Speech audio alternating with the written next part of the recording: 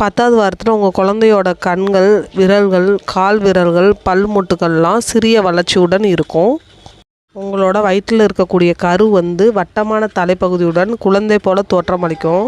உங்கள் வயிற்றில் வளரக்கூடிய கரு உள்ளுறுப்புடன் ஒரு அங்குலம் மட்டும் இருக்கும்.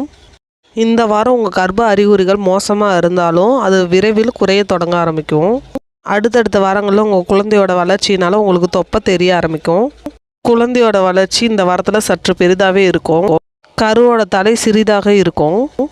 இப்போது உங்கள் குழந்தையோட உள்ளுறுப்புகள் ஒன்றாக வேலை செய்ய ஆரம்பிக்கும். உங்கள் குழந்தைக்கு சிறிய பல் மொட்டுக்கள் உருவாக ஆரம்பிக்கும். கருவோட கால் நீளமாக வளரும். இந்த நேரத்தில் குழந்தையோட கண் இமைகள், காதுகள் தொடர்ந்து முதிர்ச்சி அடையும். உங்களோட கரு ஸ்ட்ராபெரி அளவு இருக்கும். உங்களோட வயிறு இந்த வாரத்தில் தெரிய ஆரம்பிக்கும். அது 12 முதல் 16 வரைக்கும் ஒவ்வொருத்தவங்களுக்கும் பெருசாக தெரியாது.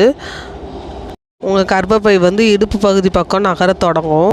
குழந்தை இந்த வாரத்திலே அசைய தொடங்கும். ஆனால் உங்களுக்கு அந்த அசைவை உணர முடியாது. குழந்தை மிகச்சிறியதாக இருக்கிறதுனால அசைவை உணர முடியாது. உங்களுக்கு இந்த 10வது வாரத்தில் என்னென்ன சிம்டம்ஸ் இருக்கும்னா, ஃபஸ்ட்டு தலைவலி. கன்சீவாக இருக்கும்போது